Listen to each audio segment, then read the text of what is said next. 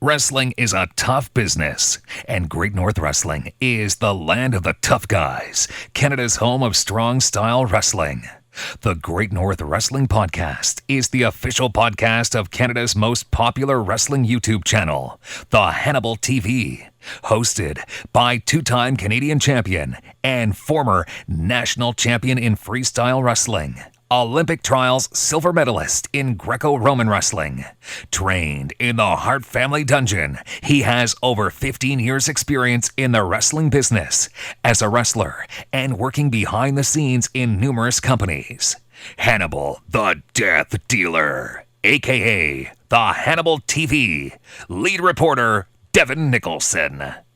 This is Hannibal, and you are tuned in to the Great North Wrestling Podcast for June 20th, 2017. It is the last day of spring, and we are going to finish off spring with a bang here. Hotshot Johnny Devine, the former TNA Impact Wrestling X Division champion. He's wrestled numerous times for WWE. He's been a Stampede Wrestling mainstay in the final years of Stampede Wrestling. And of course, he is now the head trainer at Scott D'Amour's Can-Am Wrestling School in Windsor, Ontario, which is now affiliated with Pro Wrestling Noah in Japan, as well as Impact Wrestling. And for those of you that don't know, I guess Scott D'Amour is now the TNA Impact Wrestling Vice President. So Johnny Devine is going to talk to us about the wrestling school. He's going to talk to us about the recent Impact Wrestling releases of Al Snow, Pat Kenny, and Hurricane Helms, who were all agents for the company. He's going to talk about Samoa Joe's upcoming match against Brock Lesnar. Devine wrestled Samoa Joe in TNA before, so his opinion on that's pretty interesting. He's going to talk about Jinder Mahal, who he knew from his days in Calgary, and a lot more. This guy had a great career. We're not going to delve too deeply into Mr. Devine's career today, though, because we're going to look at doing a full career shoot interview with him in the near future. I think I'm going to be traveling down to Windsor to attend that Can-Am Wrestling School probably next month. So while I'm there, I'm going to try and get a full career shoot interview for the Hannibal TV with Hotshot Johnny Devine. And before we cut to our podcast interview with Mr. Devine, I want to remind everyone that next Friday night, Great North Wrestling invades the Pembroke Memorial Center for a free event. All you have to do is bring a donation to the Pembroke Food Bank, bring it to the door, and you can get in absolutely free ringside and stand seating. Shelton Benjamin's going to be on this card. Lady Yasmin's going to be on this card. Max Testosterone against Jeremy Prophet. And I'm going to get my shot at Rene Dupree's Canadian title, which makes me sick to even say, due to the dastardly measures he's used to retain and win that title. And Wes Briscoe is also going to be involved in that match. It's a three-way dance. And for those of you that don't know, Wes Briscoe is the son of WWE Hall of Famer Gerald Briscoe. He's also a former TNA Impact Wrestling star, Aces and Eights member. He's now the leader of Aces and Eights Quebec. And I'm going to lay a beating on both of these guys. I've been training harder than ever. You're going to see a Hannibal that's in tremendous shape in this match. And for more information on that event, you can check out greatnorthwrestling.ca. If you live in the Pembroke area or anywhere in the Ottawa Valley, I suggest you make it out to this show. It's going to be huge. Taped for the Hannibal TV, TV Cogeco, Ottawa Valley, as well as Tele Z, the documentary series that is going to be airing all across Canada that Great North Wrestling is participating in. So right now, let's go to David Penzer to tell us more about that Pembroke event. And when we come back, we're going to cut right to that interview with Hotshot Johnny Devine. This is David Penzer for Great North Wrestling. I want to remind you that Great North Wrestling returns to the Pembroke Memorial Center, a special Canada Day kickoff event. Friday, June 30th at 7:30 p.m. Admission will be free with the donation of a can of food for the Pembroke Food Bank. The event will feature such stars as former TNA Impact star Wes Briscoe from Aces and Eights Quebec. Also, two-time Canadian champion, the Death Dealer Hannibal. Two-time WWE Tag Team Champion with La Resistance, Rene Dupree. Plus former WWE Intercontinental U.S. and Tag Team Champion Shelton Benjamin. And in women's action, the sensational Lady Yasmin will face the Black Widow Eve, plus the Freak Nation in tag team action, the Aces and Eights of Quebec, and much more. Tickets are available for just a can of food donation to the food bank in advance to the Pembroke Memorial Center, or you can get them at the door. And for more information, visit thehannibaltv.com. This is Hannibal, and on the line right now I have a man who I was training with in the dungeon many years ago, about 10 years ago or so now, maybe even 15. He is a former Stampede Wrestling superstar, former TNA wrestler, TNA Team Canada member, and X Division champion, and he's currently the head trainer at Scott D'Amour's Can-Am Wrestling School. Hotshot Johnny Devine, how's it going? Oh, Hannibal, good to talk to you, brother. It's going well. That's good. So you're training now at Scott D'Amour's Wrestling Academy in Windsor? Yeah, I had, how that came about is in 2004 when I was with TNA and I got stabbed. After all the stabbing and stuff like that, and I had to get surgically repaired and whatnot in recovery, Scott kind of was looking out for me for that, and I blew my knee out. And when I blew my knee out, Scott was able to get me in to see a surgeon quickly in Windsor. So while in Windsor, I was helping him out at the Can-Am dojo there in like 2006. And then so for like 2006-07, and then again when I came back like full-time back to the roster and stuff like that, I was living in Windsor and helping run the school at that time. Then I ended up moving back to Calgary, and while in Calgary, like, Lance Storm has his school going on there, and I certainly wasn't going to do anything to compete with Lance in his same hometown unless, the Hearts wanted to do something, but they're, off doing Heart stuff, and I wasn't really all that fired up to do my own kind of school or anything like that at that time. So... And for those of you that are confused that might be listening to this, you weren't stabbed in TNA, you were stabbed in stabbed while living in Nashville as a part of the TNA roster.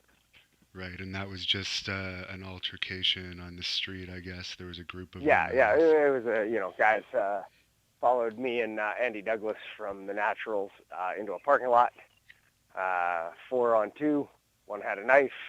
We won the fight, but we lost the war. Right. So you were explaining how you started training with Scott. Of course, I guess you must have known him from your Calgary days and when he was also wrestling in Calgary. Would that be correct? Yeah. The Hearts brought him out along with Sabu at one point in time, early on, late 90s, late 99, early 2000, 2001. And so he came back and he did a couple of tours, or one or two full tours, and during that time we kind of got to know each other a little more. And then we did stuff as well with Don Callis out of Winnipeg and Tony Condello, who used to regularly run shows in Thunder Bay, and I was regularly a part of those shows.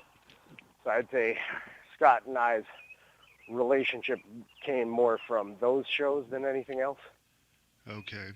And I won't delve too far into your career for anyone listening because we do want to do a full video shoot interview with you for the Hannibal TV in the near future. But Absolutely. You were in the military at one point, I believe, before you got into wrestling. How did you end up getting into the wrestling business? Well, so I was in the Army. I was a Prince Patricia's Canadian Light Infantry. I was a machine gunner, have my jump wings, all that kind of stuff to be paratrooper. But in 97, I had the chance to either re-up in the military or get out, and I had a couple of different variant options to go with. But it ended up that my last month in the military, like a month before I got out, was June something, like early June of 97, and that was when Spring Stampede was, like late May, early June, whatever the hell it was.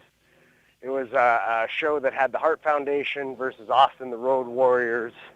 I think it was Goldust and Ahmed Johnson, or I can't remember even all of the people. But of course, the Hart Foundation packed the Saddle Dome. I went to the show, and then I just walked backstage. Like, I just pretended like I owned the place.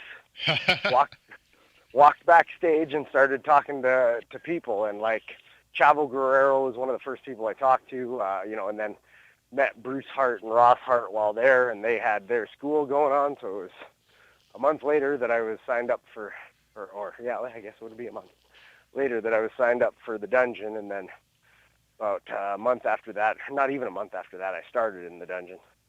And at that time, they were still working a little bit closely with WWE, and it was almost like it was going to be a development school, but I guess the Bret Hart screw job thing kind of... Yeah, and then Owen, and then like it was just a series of like just, comedic mishaps and like horrible tragedies that just, it was like a spiral. And the dungeon at that time, there was a lot of very legitimate, tough people, particularly when you were there as well. How is the dungeon training that they were doing back then when you were breaking in different than the way you're training people? Oh, man. That's the difference between night and day. That's the difference between, guys earning a spot in wrestling and then guys believing it's their right and privilege that they should be a wrestler just because they can buy a pair of boots or tights. The dungeon at that time was, I like to call it like an ejection seat, right? Guys would show up weekly, 5, sometimes 10 guys, like over the course of 2 weeks. And in 2 weeks, none of them would be there. Guys would last a day or 3 days or sometimes a week or 10 days. Then the cumulative effect of being beaten on started to add up, and nobody, thought, well, this isn't right. This is what it's supposed to be. But it's, the heart check, I like to think of it as, right, which you can spell it whichever way you like, H-A-R-T or H-E-A-R-T. If you ain't got no heart, then what are they doing here? And if they didn't want to be there, then why would we coddle them to continue them along the path to where, they're not going to do anybody any justice in the ring and thus not be able to draw any money or do any business. So, like, as an ejection seat, it was like once you passed that point of, okay, you're not going to quit, you're not here to, fucking waste people's time, now we'll start to truly train you.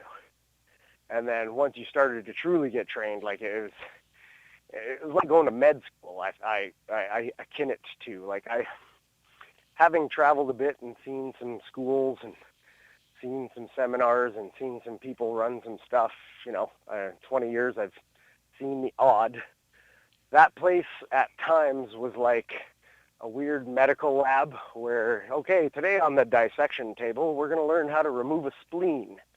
And like you sat there under the learning tree of guys like, Stu or Davey would come in or Brett or, I never got the lucky Owen drop-ins or any of that kind of stuff. But like the people to learn from was amazing. And the technique and the form and the psychology of what goes into it, just next level. Like, and then the next level after that, and then the next level after that.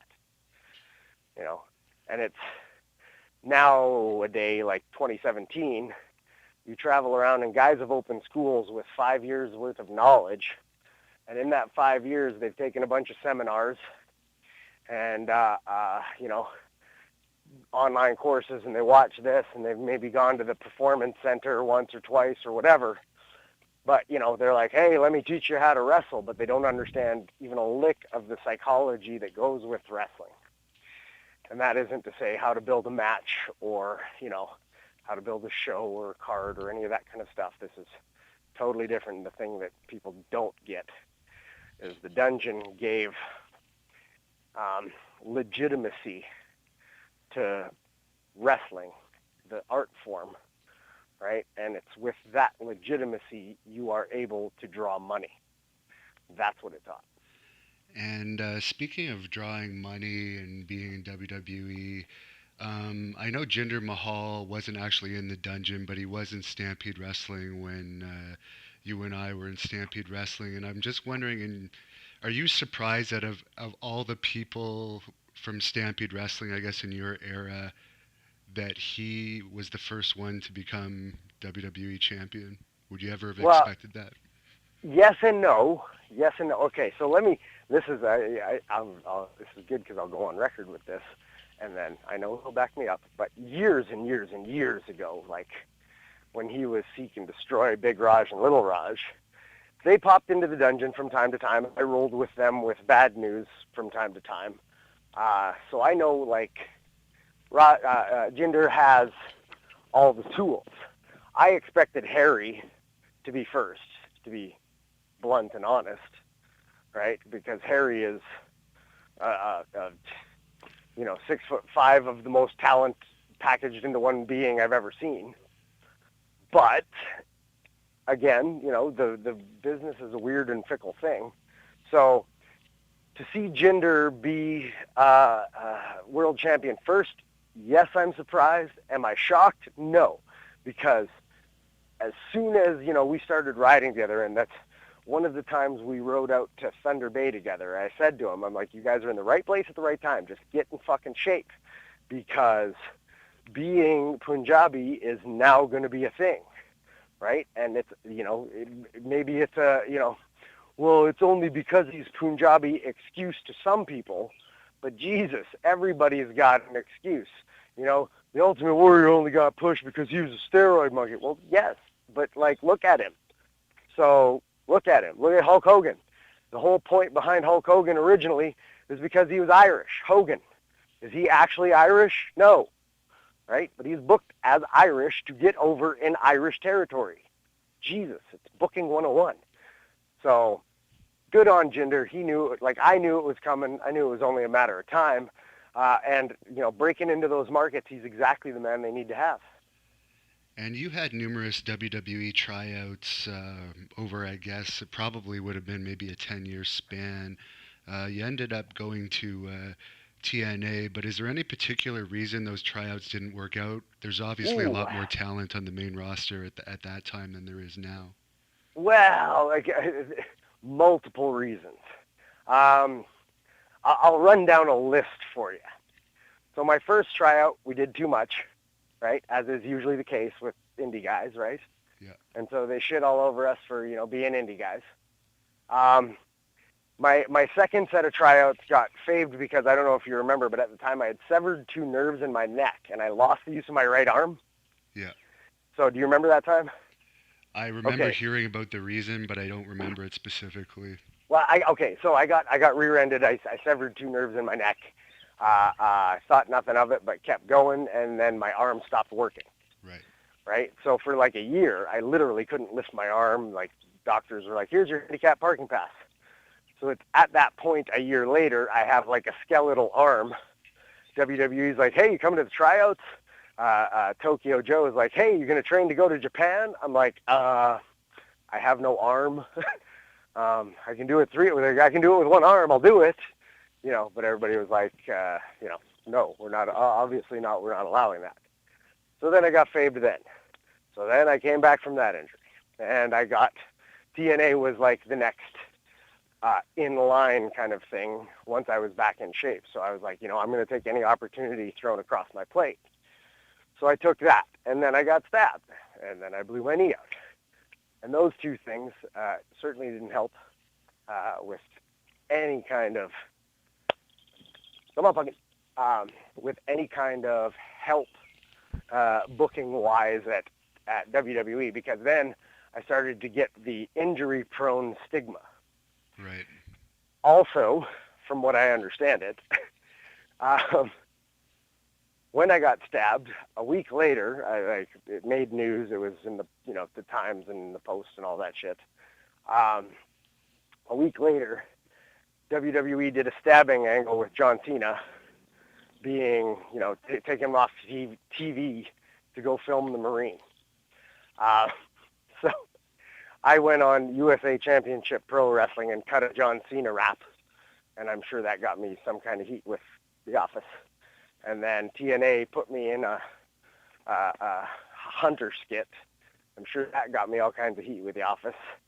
So I have heat going way back with WWE's office, so I don't see myself. Like in 2006, after coming back from stabbing a knee, me and Ruffy Silverstein worked the Road Warriors on TV. Tomko proceeded to kick my head off on Heat.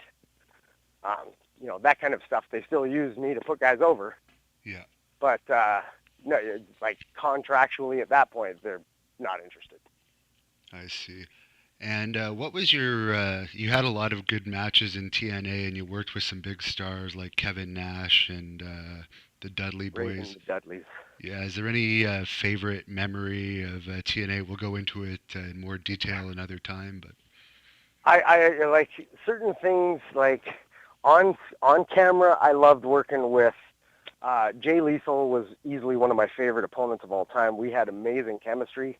The house show matches that Lethal and I were able to have, like, we only wished people could have seen those on television, but we were never given that kind of TV time. I really enjoyed, I loved working with Nash. I loved working with the Dudleys and Raven. They were all, great minds to learn from and great hands.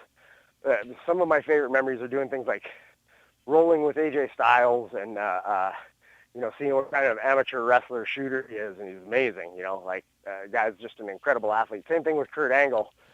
We had to do a couple of things with him with Team Canada, and he found out I was from the Dungeon.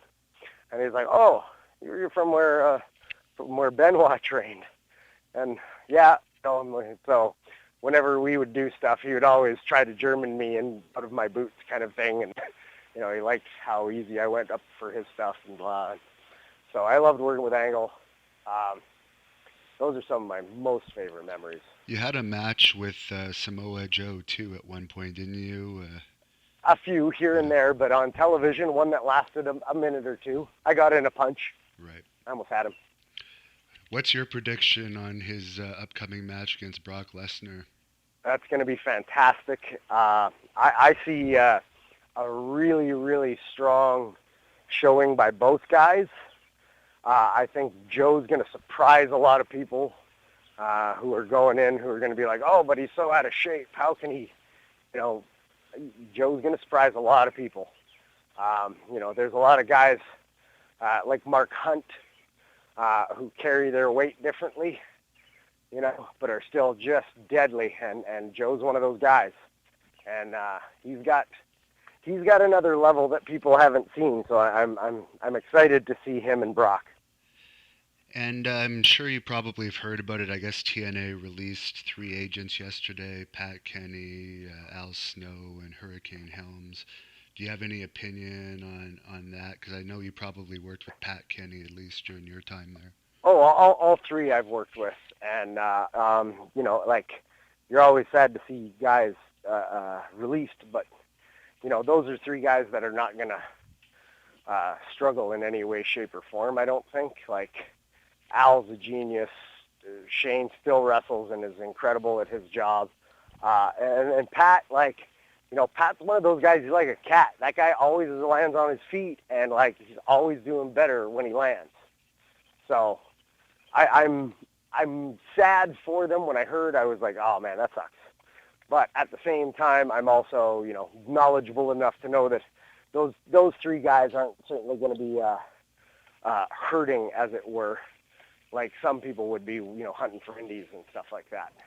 Do you think that has something to do, their release, just with the new regime coming in and above the cut costing measurements? They just want to... I would assume it's more of a cost-cutting thing than anything else. Okay. Because, when you look at the office that's coming in, or the new regime, as it were, it's the old regime, and those guys were part of the old regime. Right. You know what I mean? Except for Helms, I believe, who was still at WWE back in, the 04 through 08 era. All those guys were part of that original TNA lineup stuff.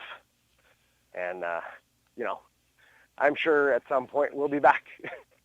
And I've seen a lot of pictures of you, obviously, on Facebook. You actually seem like you're in probably better shape now than when I first knew you, at least from looking at you. Is there any chance now that the old regime is back, the same people that were there when you originally had your TNA run, could we possibly see you again in TNA in the future? Or I guess it's called Impact Wrestling now. Well, and that's, Impact, never say never. At the same time, I am in better shape now because I'm in a better place now mentally than I have ever been. It's been a long and arduous process going through so many injuries and stuff like that. So over the last the last 4 years specifically, my mindset really changed and I kind of went a different focus as far as my fitness and stuff like that went. And now, at this moment, it's funny because it's like everything's timing. I'd been rehabbing torn brachial radialis in my arm. I had knee issues. I had neck issues. Like right now, I'm rolling 3 to 4 times a week in the dojo, as well as working more shows than I have in a long time. So it's strange to see, but it's, stranger things have happened, shall we say. So I wouldn't hold my breath, but I also wouldn't rule anything out. And what about Japan? Because now I guess the school that your head trainer at has a deal with Pro Wrestling Noah, and you seem to wrestle a style that would be very well suited for Japan, or you used to when I knew you. Would there be any chance of that? Well, and that's, as always, never rule anything out, never say never. The thing I teach all my kids right now, all my students know, opportunities are only going to knock once or twice in certain areas. You've always got to be ready, right? And that means putting forth your best face, putting forth your best body, your best build, your best image. So I am a walk the walk, talk the talk kind of guy. Prefer to lead by example. Have been killing my fitness over the last little bit to the next level to try and inspire some people. So I got a couple of students that are going to be coming down the pipe here in the next little bit that are going to surprise some people. And Bellator announced that Maura Ranallo is going to be commentating their big Madison Square Garden show this weekend. I know that he was a commentator for Stampede Wrestling when they had TV and you were on the TV show. I was just wondering what your thoughts of him are as a commentator and his whole situation with leaving the WWE. Well, Mauro as a commentator is amazing.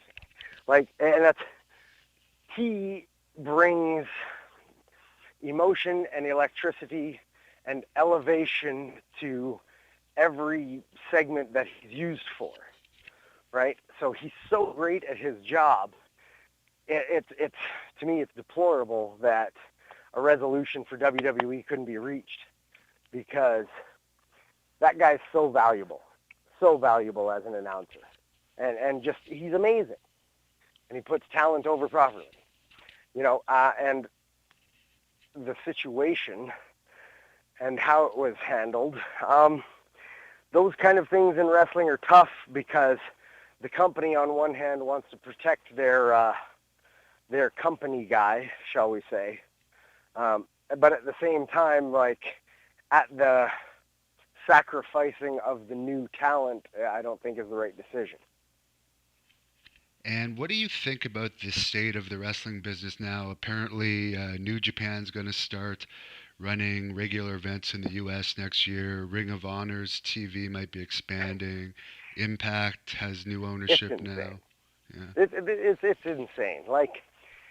When you think, Hannibal, back to the days in 99, 2000, when we were rolling out west in Calgary, and the fact that you had to struggle and fight and claw to get bookings and get anywhere, especially out of Calgary too. Oh yeah. Because Calgary is geographically castrated. So just to get opportunities out of there, they were so few and far between. They were so rare. They were so unheard of. Now, every second week you're hearing about a tryout camp for this place or that place. Every third month you're, seeing new talent in here, new talent in there. Like, what the hell? Guys are making great livings on the indies, and that to me is just, it's madness. Do you know what I mean? Like, I look at it now, and I'm super happy for the business. I'm happy to see guys like Colt Cabana just killing it, and it's so awesome that they're able to do what they love in the way that they love and make more than enough money. I think it's wonderful. I, at the same time, as a 43-year-old, I'm like, where the fuck was this 20 years ago? Yeah. 20 years ago, I could have lived off of indies if this was the case. But no, 20 years ago, I had to take shitty bar jobs and get in fucking stupid fucking altercations. It's madness. And then get a reputation for these things. Right. So I love that the business is on an upswing. I love that things are hot. I'm sad for missed opportunities, but that's life. And I'm looking forward to seeing what we can make out of this new one with Noah and Impact. Not to mention, you probably could have had an MMA career if the MMA was as big as it was back then. Legit, 25 years ago, if MMA was even half as big as it is now, that's probably what I would have been doing. Probably me too, because it's so amazing how it's exploded. Well, and that's like, you understand me, I understand you. Both of us would have flourished in that environment, but timings being what they are, we chose one path. And the last thing before we wrap this up here, speaking of MMA, what do you think about the match between Conor McGregor? There's going to be a boxing match against Floyd Mayweather. I in truth, I really hope McGregor beats the shit out of Floyd Mayweather. Let me slow that down and say it properly. At the same time, do I see it happening? Probably not. I mean, Mayweather's a hell of a boxer. You got to give him his fucking props. Is he a douche? Fucking right. Both of them are. But I'd rather see the one douche beat the other douche. Right, and McGregor actually has nothing to lose because he's getting a huge payday, and and legit, the guy is like a Cinderella story, man. Like 2-3 years ago, he's cashing welfare checks. Yeah. Now he's cashing out, and that's, hey man, go get it, cash out, right? And for anyone listening to this, you are on Facebook, and that account is Johnny Devine. What's your other social media? You can get me on Instagram at Dark Lord Divine. My new gimmick is I am a Dark Lord of the Sith. Join us. We have all the best cookies. You can find me on Twitter at Dungeon Divine. You can also find me on BorderCityWrestling.com under the Can-Am Wrestling Dojo page. And you can also email me anytime at CanadianDivine@gmail.com. And anyone that wants to be trained by you can just go to that Can-Am Dojo page and find out all the information. And I guess Scott D'Amore is back. He has a role in Impact Wrestling again now, so that would be one of the best places in the world you could go to train right now, particularly. Well, WWE has their performance center, right? Right. Other companies are thinking ahead. They are forward-thinking companies. They are looking at similar prospects. So I advise those who are looking to elevate their status in the wrestling industry, if you haven't already been invited to and aren't already attending the Performance Center, well, the Canadian version thereof, and this is, I say Canadian, but literally we're on the border. So like Detroit, I can throw a rock to. Americans are half of our class load. Going to school for us is super, super easy, by the way, Americans. Super, super easy. If you're looking to elevate your career and take that next step, now is the time to get in the door. Don't wait. Don't think about it. Don't be like, well, I'm going to get this, that. No, now. Because the sooner you get there, the sooner you know what you need to do. All right. Well, thanks very much for catching up with us. And I might actually be checking out that school in a few weeks to brush up on my training. And come on down, brother. Yeah, definitely. It'll be like old times. And possibly get an interview with you on camera when we're down there. So thanks a lot, and keep up the great work at the school. All right. Thanks, man. Appreciate it. And you keep killing it, too. Thank you for listening to the Great North Wrestling Podcast. please check out our official website at thehannibaltv.com. For all the latest news and information on GNW, follow us on Twitter at GNW Wrestling, Instagram at GN Wrestling. Subscribe to the Hannibal TV on YouTube for all the latest GNW shoot interviews, match videos, and wrestling promos. And if you like our content, please support us on our The Hannibal TV Patreon page to watch our full shoot interviews, at least 2 weeks prior to them being listed public on YouTube. Our The Hannibal TV Patreon page is only $1.99 per month and is the best way to help us improve production quality and record more shoot interview videos with wrestling legends and MMA stars.